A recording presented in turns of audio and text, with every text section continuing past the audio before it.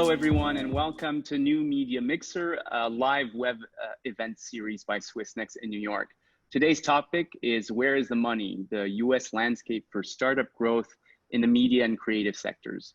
I'm your host, Oliver Haugen, the head of Swissnex in New York. Our conversation with experts in various areas of emerging media and tech takes place about once a month, and we'll be delighted today to be talking to two experts in the area of tech and media, Mark Kornfilt, the Chief Product Officer and Chief Technology Officer for Vimeo, and Larry Aidem, the Managing Partner for Reverb Advisors. So just a couple things, housekeeping, and to make sure the conversation flows nicely. We really encourage you to participate via the question function, so you can use the dialogue question tool in Zoom. And we will also feature one short poll to get the mood of the virtual room. So before diving headfirst into today's conversation, just a little about us. Swissnex in New York and Swissnex Boston are an initiative of Switzerland's State Secretariat for Education, Research, and Innovation. We're the world's first consulate in science and innovation specifically. And we aim to accelerate exchanges of knowledge between Switzerland and the fast growing tech and research ecosystems around the world. Our interest in media and technology is part of a broader focus on training and prototyping around emerging media through our Swissnex Labs program. The first edition of that program took place in early 2020 over the course of 2 weeks in Manhattan and Brooklyn. And our in-person program will resume as soon as it's safe to do so in New York.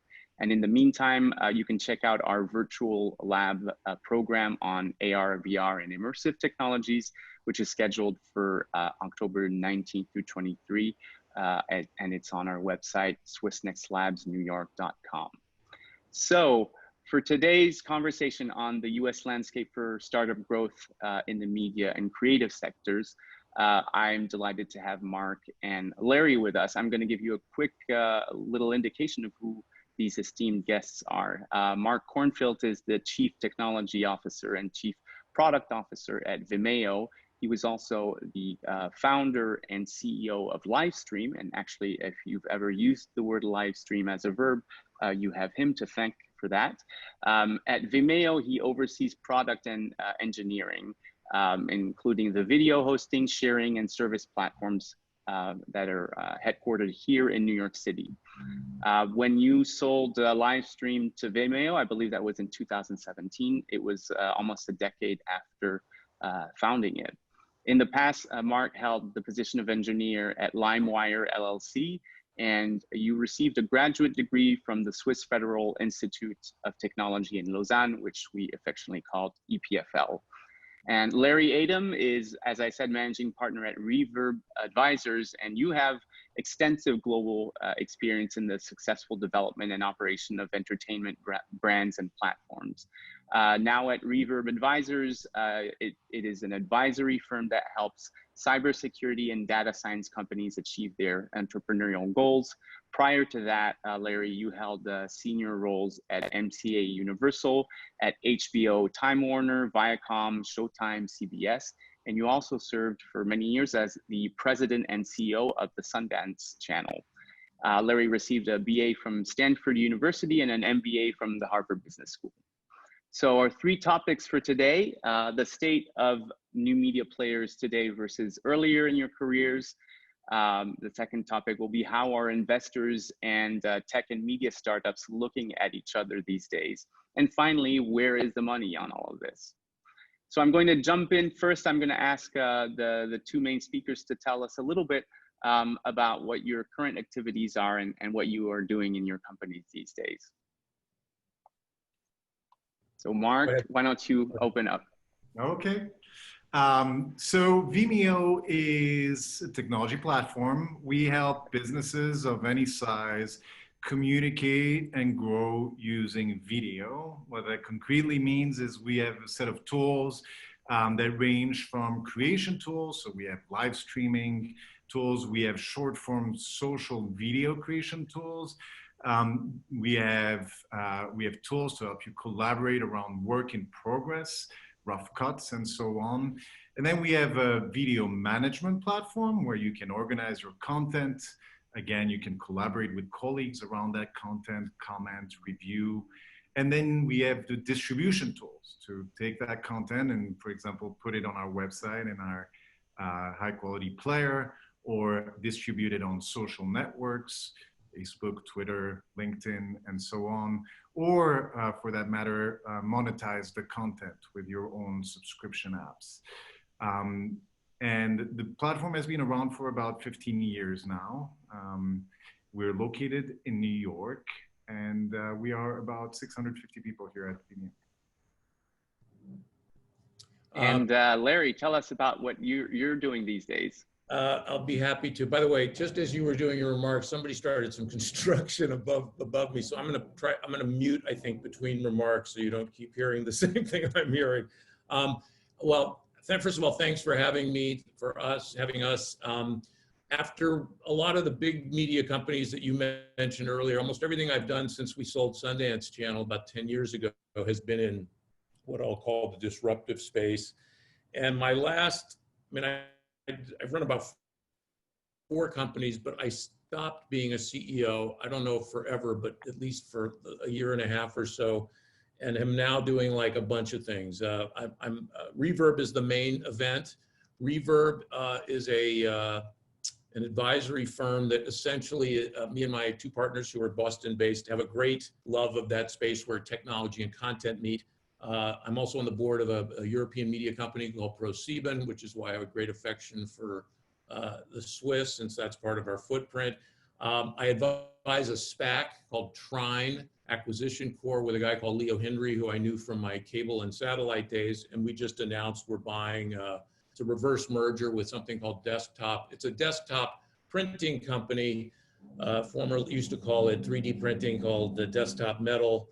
The only early stage thing I do is Reimagine Ventures, which is an early stage, a very cool firm that is in that same tech meets content space out of Tel Aviv. Wonderful. So I'm going to start out by talking a little bit about with you about the state of new media and tech players today versus earlier in your careers. If we go back about 15 or so years, starting with you, Mark, around that time, you, after studying in Switzerland, you came to New York City and you founded Livestream. And I'm wondering how crowded the sector was, both from a tech standpoint, but also since Livestream, dealt with certain technologies that might have been disruptive for media. How did you perceive the environment to be at that time for new players? And then my next follow-up question is, how does that contrast to today? Yeah. So I'll answer from a local perspective in New York, and then just a little bit more global, because obviously in what we do, nothing is really about this city where you're located, about the markets that you're going after. So New York, was actually in the early days from a tech perspective at the time. Obviously already, one of the central places of media in the world. But from a tech perspective, and merging tech and media, it was somewhat the beginning, called Silicon Alley at the time. Yeah, we were, it wasn't a lot of companies like us, and it grew quite a lot. Today, a lot of the companies that are based here. Most of the Silicon Valley big tech companies have offices here, very large, thousands of people. So it's very, very competitive from that perspective for talent.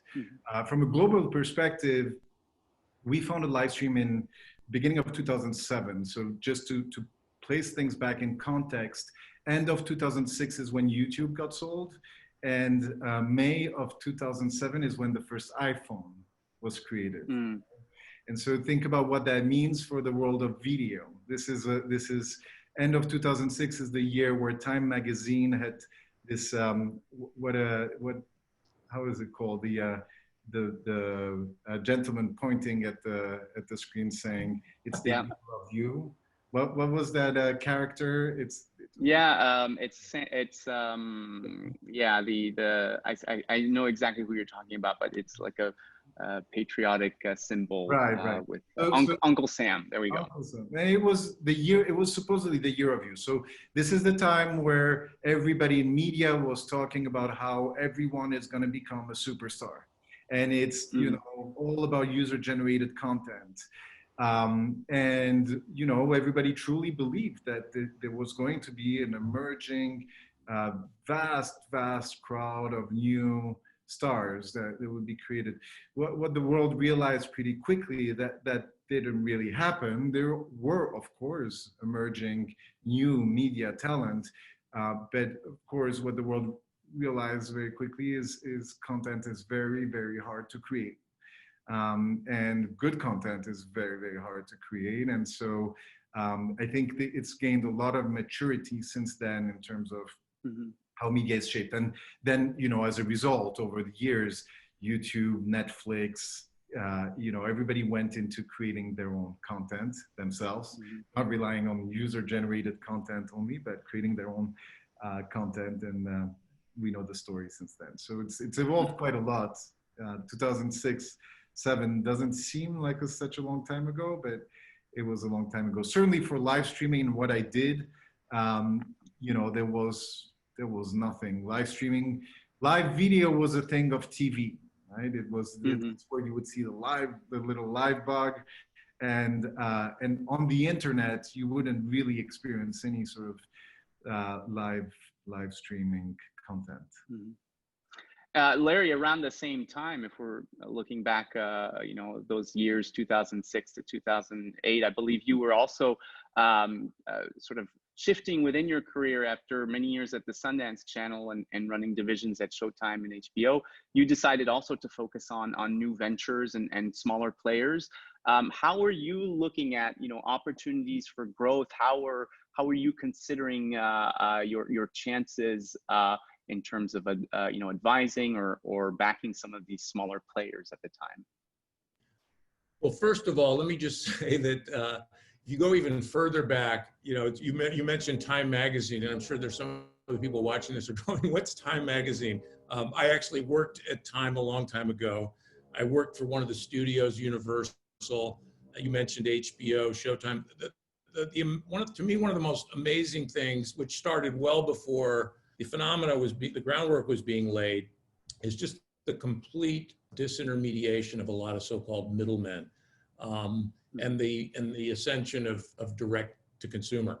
So many of those companies never had a direct relationship with the consumer. They were, you know, when I was at Universal, we were a studio that went through theater owners, and you rarely got to look at the consumer. I worked on the film Animal House, if anyone saw that movie, Of where we course. were setting up toga parties around the country to promote the movie. And so I would actually go out to theaters and to campuses and give out T-shirts and what we then called albums. And so you could actually see the people who loved the movie, but that was a very rare phenomenon. But, you know, there's elements of that aren't all bad. And I say this to people who are creators or entrepreneurs. You know, there used to be, you know, whether it's Hollywood agents or ad agencies or even the focus group process, which is being disintermediated by some of the AI and analytics that are going on out there, you can get to the decision maker in a wonderful way that you didn't used to be able to. Between, you know, YouTube, which we've talked about, and just email, you can get right to the person, or at least someone who's on the short list of decision makers. And to me, that's, from an entrepreneur's standpoint, great. The last thing I'll say is, well, first of all, I've not invented a verb like that's legitimate, so I must salute Mark. That's pretty cool. There's one verb which many people probably don't use called zhuzh that I use a lot. I've put it into use. I spell it ZJHUUU. ZJH. It's when you whiten someone's teeth in a photo or make them look thinner, you're zhuzhing them. So that's my contribution, very small to the lexicon, but I don't think it's all bad, the disintermediation of middlemen. Mm-hmm.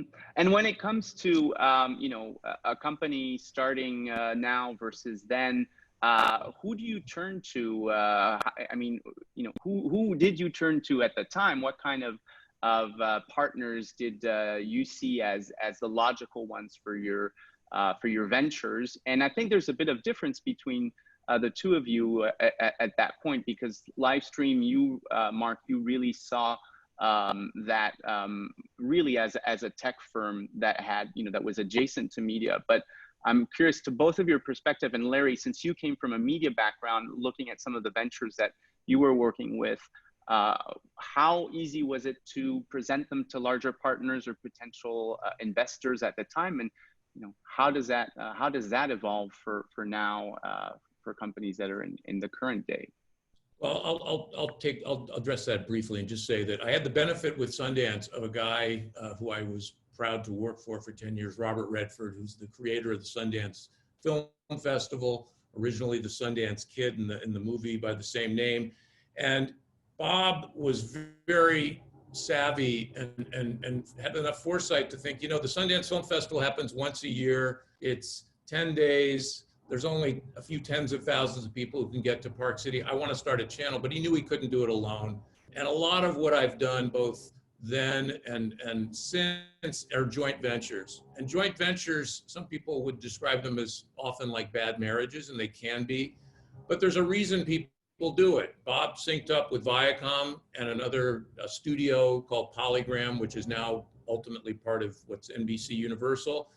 And then subsequently, I did a bunch of YouTube channels, one of which was with Jay-Z, one was with Skrillex, Diplo, and 8-Track. This was when YouTube was, Google had decided they wanted to elevate you know, the look and feel from user gen to so-called premium content. And then the last company I ran, we cozied up to Jared Leto, who I did not know before, but Jared came to Fandor and said, you know, I'm a big fan of what you guys are doing. I knew him only as a film actor.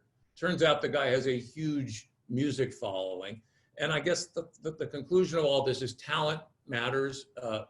As you seek to achieve scale, if you can find a partner, and when I say talent, I'm not describing it necessarily as front of camera. People who have big footprints and following sometimes are not. But that is a huge advantage in a world where everyone wants scale, and starting from zero is hard. Mm-hmm. So cultivating these relationships is important. And you, Mark, when you were trying to get funding for Livestream way back when, did you have any superstars that could line up behind you, or how was your approach to looking for investors? So look, the approach, if at all, yeah. I'll start. So, you know, going from the first question, who to partner with, and we can talk about investors in a minute, but you know, starts with partnering, in my case, with the right co-founders, right? Who are the people you start business and you get into business with, the first couple of employees, people that have work ethics that are aligned, have similar ambitions, have complementary skill sets. You know, there's a lot there, but it's obviously probably the most important decision as you start a business. The second is, in terms of partnership, is your board, and you know, whether you have a board of investor, board of advisors, but surrounding yourself with people that are truly involved and incentivized in the success of the business for one reason or the other. The incentive is not always equity, you know, in some instances can be personal incentives, but that are involved on an ongoing basis, have a real desire to help you and have something real to bring. And you know, I think early and probably first-time entrepreneurs have a tendency to underestimate the importance of that, because ultimately on an ongoing basis, they are the ones who are going to tell you who to partner with at different moments in the life cycle of your company. They're the ones who are going to give you different perspectives on your business. And then, you know, just the broader partnerships, you know, for us, I can tell you about a mistake we've made, which is not cultivate relationships with the big players out there, Google, Facebook, Apple, and so on. And I've discovered probably too late in my career that there's an entire world, an ecosystem there of partner managers on one side and, you know, business development or partnership people on the other side, on the startup side. And actually it plays a really big role. It can give you access to technology earlier than other people. It can give you exposure that you wouldn't have otherwise. It can actually, you know, it can actually quite dramatically change your business if you are able to partner with the right people inside of these big tech companies. And again, it doesn't mean that you have, you know, somebody, you know, famous in the company, you know, Mark Zuckerberg or whatever. This is really actually a day-to-day thing of cultivating relationships with these companies. And these companies do have entry points for startups to be able to talk to. Obviously, the ideal is to get to the product teams within these companies. This is when you can actually start doing things a little bit more strategic. But nevertheless, it's something that I underestimated and that I would do differently if I started again today. Investors, look, it all depends of what type of money you're looking for and what stage of a company you're at. The reality is when you are in New York or in the US and your company is growing nicely and you're getting traction from users, you know, it's fairly easy to actually get in touch with investors, and it's fairly easy to be able to go pitch to them. You know, for me, it's not as much a focus area as much as actually building a good business, right? Build a good business, and then you'll find the investments.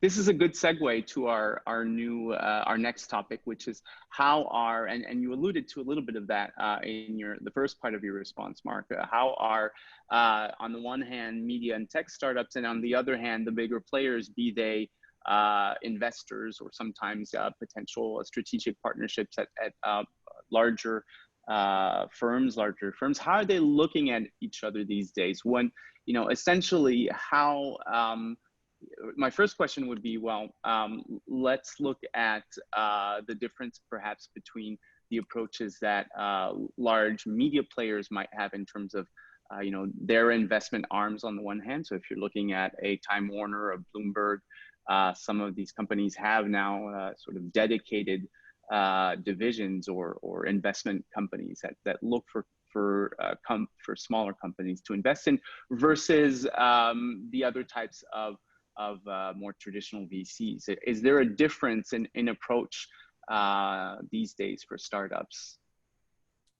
Well, let's put strategics aside for just a moment. I think one of the things I've been struck by, just even in the last, this has been a relatively recent phenomenon, at least for me, is the degree to which the walls between these various entities, you know, I think we all, at least in my image of what a VC was versus a hedge fund versus an investment bank versus, you know, there were like 4 or 5 buckets that you could go to, what I call EHNWIs, extremely high net worth individuals.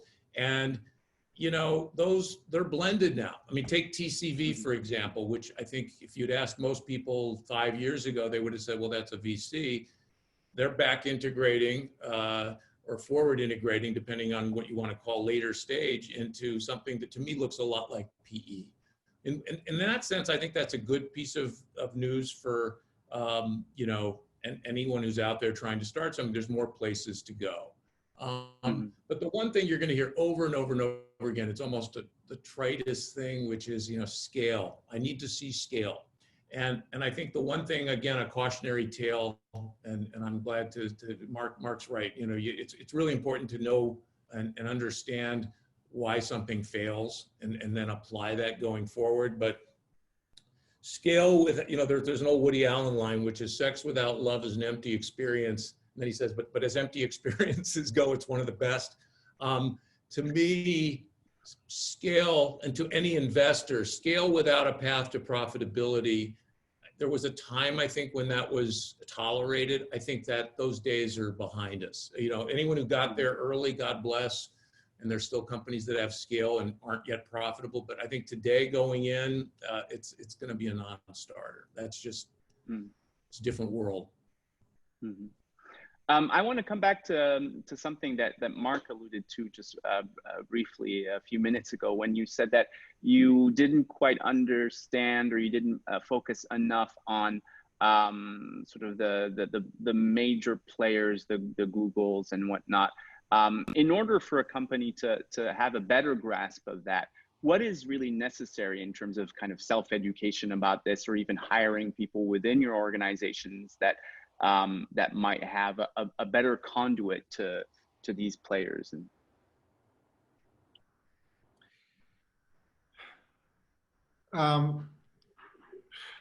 I'll throw out one quick thought, which might address, I think, what you're at. I mean, there is an art, and I'll say this which is why I know there's starting your own company, entrepreneurism, it's the hottest thing in both undergrad and obviously business school, but there is some benefit to working in a big company for a while, just because it'll, I think, to Mark's earlier point of humility, once you've been inside a big company, and you will get to a point where you don't want to be there anymore, but you learn how to work it.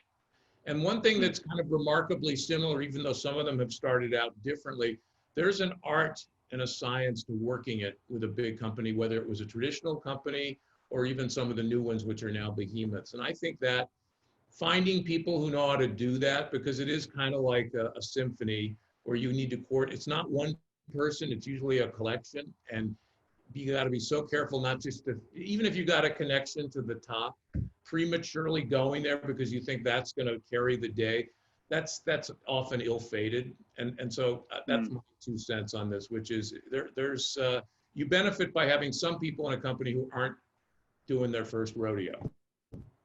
I definitely agree with that, and we didn't have that. I was going to say, you know, from my perspective, we were, and I think that's the right thing to do at the beginning, we were very obsessed with our users, our product, our market, and we were just spending all of our time in that world. And, you know, we very rarely took a step back and went to conferences or went and met a lot of VCs or went to events or did speaking engagements. And that, you know, these are the moments where you are going to, you know, taking a step back, being able to actually connect with the world or the business world around you, not your business specifically. We were always very focused on the business. The world around you, and going to these trade shows and events, and you know, that's the way that you're going to actually start getting in touch and getting in, and then working it, as Larry mentioned, as well, nurturing these relationships and on an ongoing basis, right? It's not a one-off. You do once a year, you go to this trade show, and then you don't do anything. Yeah. No, for sure. And I'm curious also in terms of the current climate and how it affects sort of the path towards growth, right? One thing we had discussed in preparation to this call with you, Larry, was sort of how dominated the overall media space is by gigantic conglomerates and companies that that invest heavily in their own R&D, their own ideas for market expansion, and you I think you sounded that sort of the alarm on how daunting it can be for a new startup to confront that sort of environment. What are your thoughts? I don't know if I've articulated. That's first of all, it's really hard. I mean, I used to say when we were an independent cable network, before we sold to a large, we sold the channel, Sundance was had some big parents, but we were still independent, joint, independent entity. In the olden days, it was carriage drops from big MSOs and satellite companies. Well, guess what? That's now happening with you know, the tech platforms, and witness what's going on now with you know, HBO Max and Roku and Amazon. I say to people who have, and I'm now really talking more about content ideas, but within this broad area of TMT, for people who are creating something that's content related, I wouldn't have said this 10 years ago, but I think today there's kind of three buckets of, to me, scale partners that if you are really going to do something that you want to be around in a few years and not be gone in a year or 18 months, the buckets are, number one, Fangas, and I pronounce it Famingas because I think Microsoft properly is on that list. The three big vertically integrated content players, you know, AT&T, Warner Media, Disney, Hulu, and the third, Comcast, Sky, NBCU. And the last, potentially more interesting because they don't have the need, they're agnostic, are the what I'll call the unaffiliated telcos, the Sprint, T-Mobile, Deutsche Telekom, Vodafone. I take the view, and again, I'm not trying to be a Debbie the Downer, but if you don't have somebody like that as a distributor or partner to get to scale pretty early on, I think it's going to be a very, very tough road. And yet at the same time, just to go back to the issue of money and where you get it from, it's really important, I think, early on to know that you're getting money from somebody who has a like-minded vision. Because these divorces, which Mark mentioned and I've mentioned, you know, they happen when there isn't a synchronicity of purpose on the front end. In fact, I hate the word content. I know it's here to stay, but to me, it's like it's a way for large distributors or platforms to describe you as a commodity, like you're just dog food.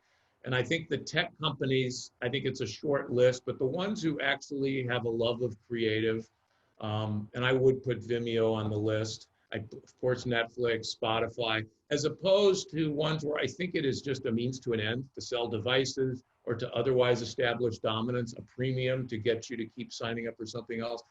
I think if you really, you gotta love and really, and I still call it programming. You gotta love creative and you gotta love creators. And if you don't sense that, you know, run. So you have to have a bit of an artistic soul as a tech firm. And to you, Mark, yeah, to you, Mark, I mean, I think you are still an optimist at heart, even, you know, now that Livestream and then Vimeo have become established players. But if you had to put on your younger man's hat and be a startup, you know, founder in this day and age, would you be optimistic about the possibilities for growth in the face of these big players? Sorry, younger. What do you mean younger? I have the young. Yes, we're all young, of course. You know what I mean. An even younger man. Look, I will start something else, and yeah, I have that passion for creating things, and it's true what Larry says. But it will never be in content. I think competing in content is actually really, really difficult because as a content creation company, because it's a bit of an arms race, and ultimately whoever has the capital ends up winning. In the world of tech, you know, ideas matter, agility matters, and then barriers to entry are quite low. In other words, execution matters in a completely outsized way at the beginning. And I think there is no limit to what one can create in tech. There's so much that is unsolved, still, so much that is unsolved. And the big companies, you know, if this is the context of the question, the big companies are busy with many, many different things they should be busy about, but many, many different things. And they're heavy. They're heavy in their decision making. They're heavy in the baggage that they have in their products with their architecture, their technical architecture. They're heavy in the way that, you know, their organization is structured and the way that they can attack new problems. And I don't know, when you start, you're light as air. You can, you know, you have this ability to just move your way through problems and create solutions and bring them in front of users. To Larry's point earlier, this ability to get in front of users, of a person who's going to open their wallet and pay you in such a simple way, through the web, through app stores and so on, is absolutely magical for me. And there's no, you know, there's no Apple or Google or Facebook that's going to block me or other entrepreneurs from trying. Well, this is yeah, go ahead, Larry. Yeah. Well, all I was going to say is, as you go to you're still going to approach, everyone's going to naturally approach strategics and big sources of money. This sounds like a great insight into the obvious, but storytelling, as you set out, two pieces of guidance just from painful personal experience, but you just got to deal with it and make sure you're prepared for it. Storytelling matters. When you're pitching, it's the attention span today of people is almost non-existent, and how you getting to the number one challenge. And then once you're there, every time I look at a pitch, almost a constant note is shorter. You know, I'm a big on a very short email with a deck that's maybe 5 or 6 pages attached, because you just don't get, and the email better crisply summarize what's in it. Storytelling elegantly is just hugely important. And then of course, the other big one is you're gonna get rejected. You're gonna be ignored. Incivility is everywhere, okay? A lot of the response you're gonna get is complete and utter silence. And I just want, if it's any comfort, and you gotta get, if you can't deal with that, you know, go do something else. I get rejected before, whether it was at Sundance Channel, since today, the amount of shit one has to deal with, mostly in the form of silence. And having people say no, and if you really believe in it, overcoming. I mean, one quick anecdote, we did a series at Sundance Channel called Iconoclast, where we would pair up people you wouldn't kind of expect to be together. In the first season, we had Dean Kamen, the inventor, with Isabella Rossellini. In a subsequent season, we really wanted Quentin Tarantino. And the show was presented by Grey Goose, and Grey Goose would pre-approve certain people no matter who they were with. So like if we had Quentin Tarantino in my doorman, they would have said, okay.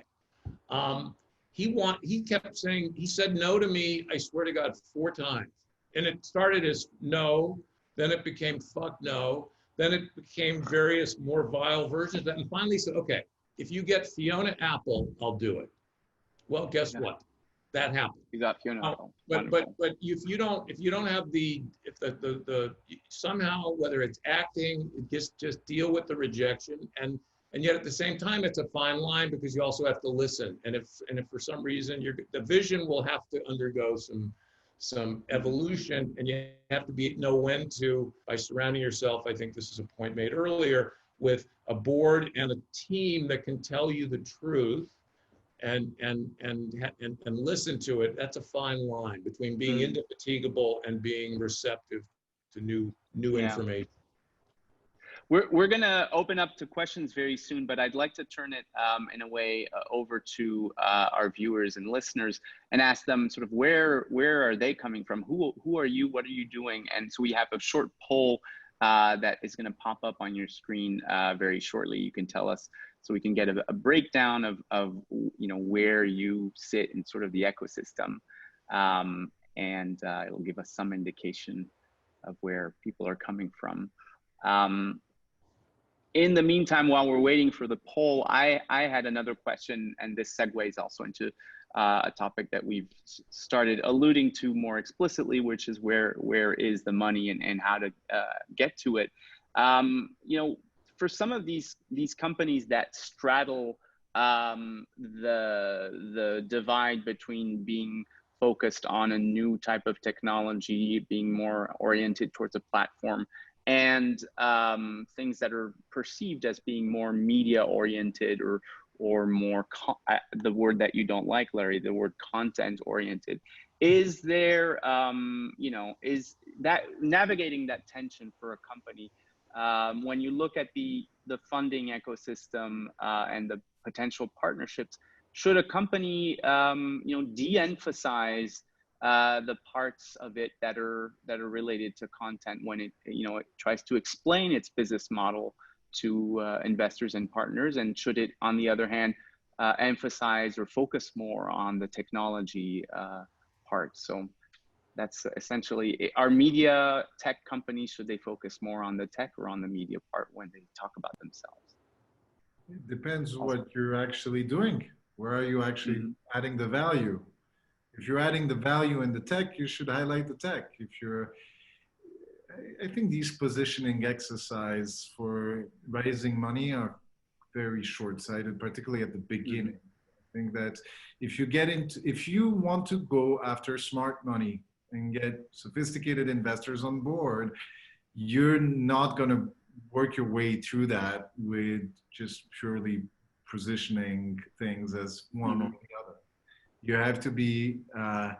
have to be straightforward, direct about what your value proposition is, and more importantly than that, you have to have an enormous amount of conviction, and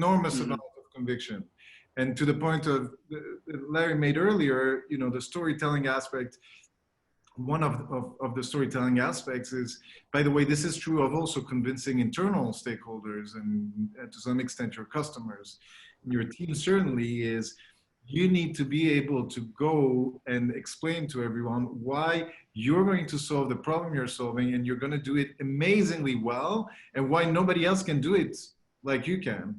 And and there can be no doubt in that. Like if you start asking yourself, "Ooh, should I put a little bit more emphasis here or there?" You probably don't have the right conviction. Probably should go back to your business plan and think about the idea again. To answer your question, I don't think, just to be very clear, because I've probably been sounding like on the church-state divide, I've been sort of sounding today like I'm just a church guy. There isn't a prospective investor today who I think in this vertical, you are not going to be able, you must have a credible tech story. I find it amusing today that this sector, so to speak, that I've been in for, you know, several decades, called TMT. Leo Hendry, the guy who's running Trine, and I laugh about this because one of the T's is telecom, another one's media, and the third one's technology. And I think it's rather amazing that they put technology in a vertical, because to me today, technology is a horizontal. There's not one sector I can think of that doesn't have an important tech component, if not, you know, several. And so that issue cannot be sort of pushed aside, no matter how much you love the creative part of it. There's things you can, you know, emphasize when you're talking to different investors, but the tech, I think you're not going to start to manipulate it too much. I think it's going to be misguided.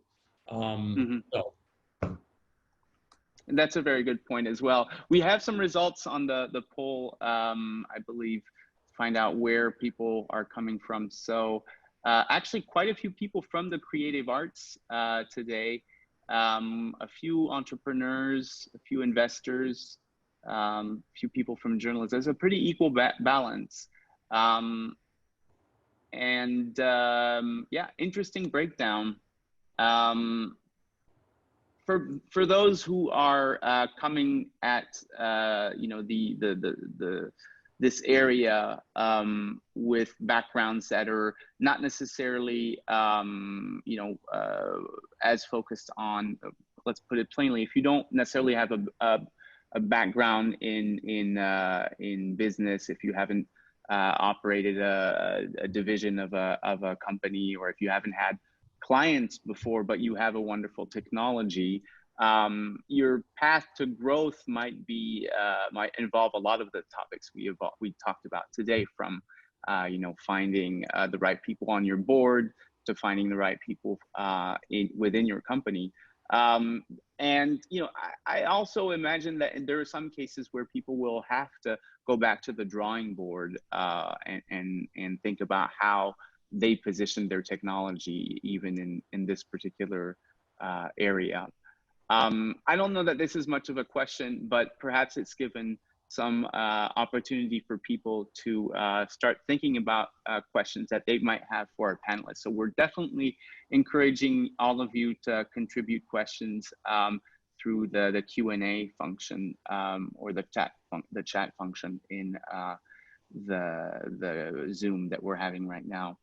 I think just to address the point you were just raising, I mean, yes, it is important if you were going to do something entrepreneurial and you have one skill set and you're completely devoid of another, and it happens to be the tech side of it, you're going to want to find a Mark or the next Mark to partner with. And by the way, hiring people, CROs in particular, from my experience, is another incredibly challenging. You're going to make mistakes, and that one in particular is such a fundamental one because expenses are the one thing you can control. Revenue is inevitably. We found this at HBO when we were setting up HBO. I was responsible for setting up HBO in Southeast Asia, developing Central Europe, in the end, the Middle East, and the only thing that you knew for sure, because you could sort of, from your own experience, control it.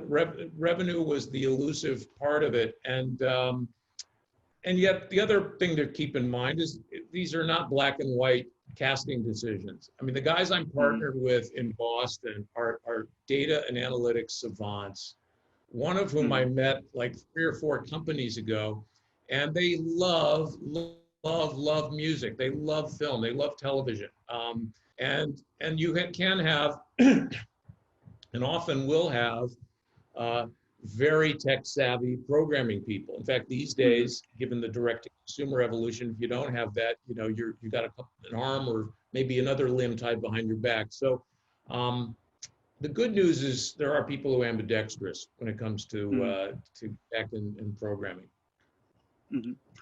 I'm going to ask you a question, both, and perhaps I'll start with Mark, since Vimeo is part of a larger organization at this point. What are some of these larger players interested? What are some of the areas that they're interested in these days? What are some of the technologies that they find to be lacking in sort of the current market that we have? If you had to sort of look at it from a very broad strategic standpoint.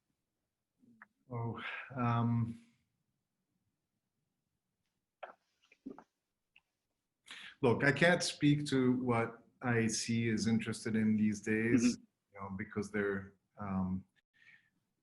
portfolio has very specific dynamics that I don't have the details of. But I can tell you, I think that there is still a lot of unsolved in fintech and healthcare. And I actually think in generally what I would define as new expression mediums. I've been completely surprised by how TikTok became successful. And obviously TikTok's not just, people on video doing choreographies, right? There's a lot more behind. They have very smart algorithms to surface content and so on. But think about it. This is an app that didn't exist 3 years ago, that now has probably half the planet using it. Billions, we're talking billions of people. And what is it? It's an expression medium, right? It's people that are recording themselves doing something. I find it fascinating that you can create that today with an app And it's not the end of the story for sure. There's going to be the next TikToks. There's going to be another expression medium, another combination of video and music and text and so on. I just think the scale is incredible. It's hard to even fathom being able to create something like this with just a combination of recording yourself and putting some audio tracks on top of it. And that's a very good answer. Like, so expression media, we will definitely use this. I think after the Verb live stream, you've possibly coined a new. I don't know if it's from you, but I definitely like that. I didn't say anything. I didn't want to contradict, but I definitely didn't coin the term live stream. You popularized it. You're being too modest. I'm happy to take the credit, but we bought the domain name and yes, we were very early in the technology and played a little role, but for sure I know. We did it. But I will certainly use expression media from now on, because I think it is definitely a new category in and of itself that is growing extremely fast, and as you pointed out, possibly kind of circumvented a lot of the more established players in the tech and media world.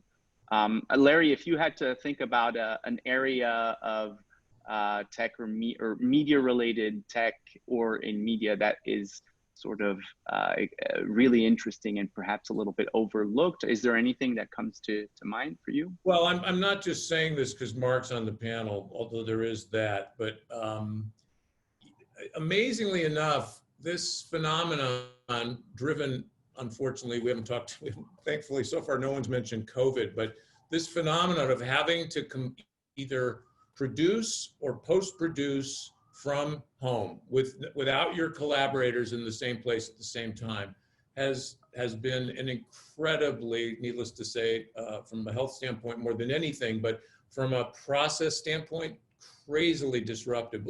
Believe it or not, at Reverb, this did not happen. This is one of those failures, but it was very interesting.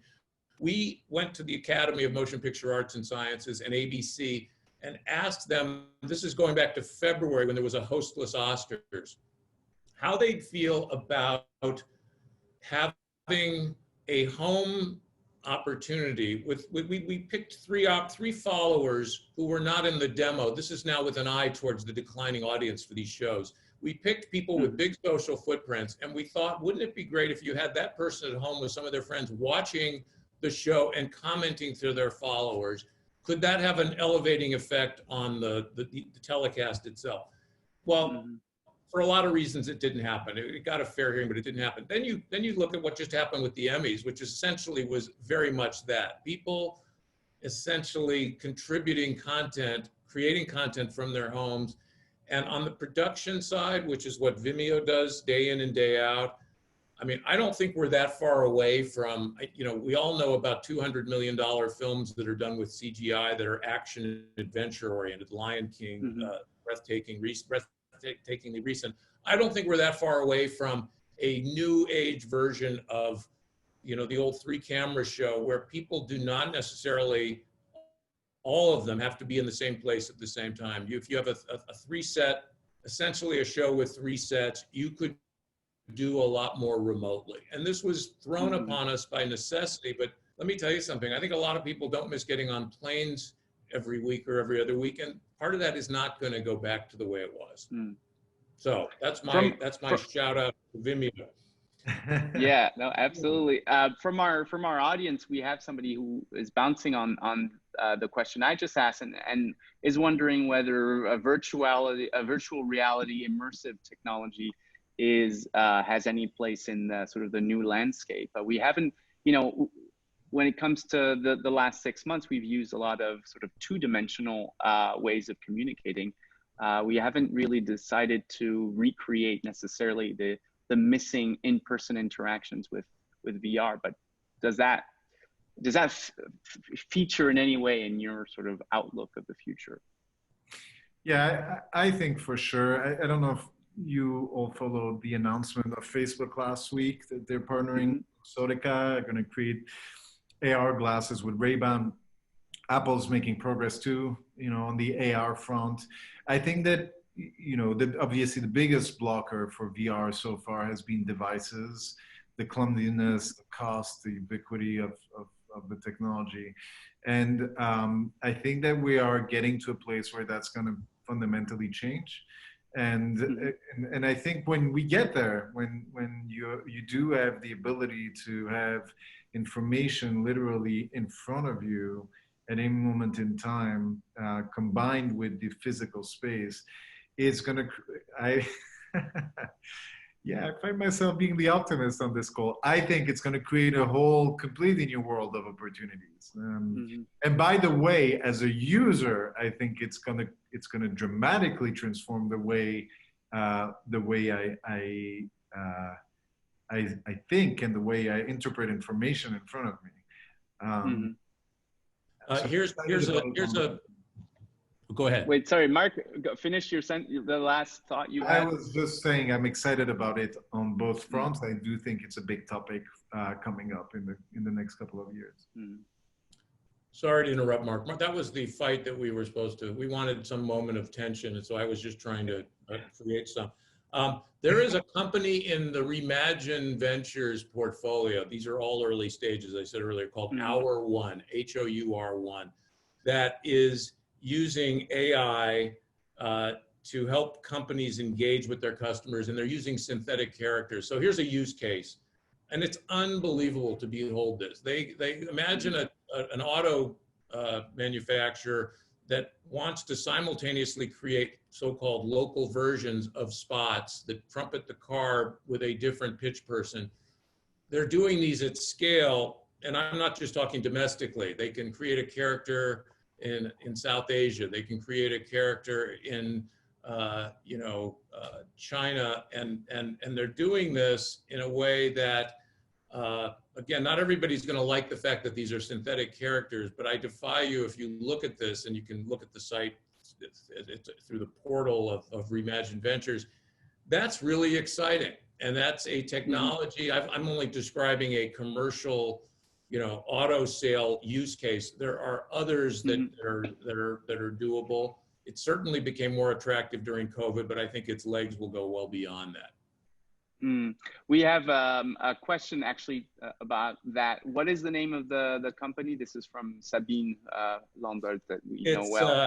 Larry. First, go to Reimagine Ventures. That is the name of the VC, and it's Reimagine without the first I. So it's REMAGINE Ventures. And within Reimagine, one of the portfolio companies is called Hour One, like an HOUR space ONE. Sorry to be so. No, that's wonderful. So that's your recommendation. We always like to ask our guests as we are nearing the end of our conversation what their recommendations are, and you both of you, without my even prompting you, have some interesting recommendations. So our one and yours, Mark, was I guess the new venture, these possible glasses that will be with augmented reality. And what is that developed by Facebook, or is it another company that's developing them with Ray-Ban? I don't know the details. I think it's a partnership between them and Luxottica. But again, it's a platform, right? It's not so much about entering the hardware space. It's about leveraging the innovation there. My last question, it picks up on something that was also asked by one of our viewers, and it has to do with location, the location of where things are. And you're both transplants to New York City.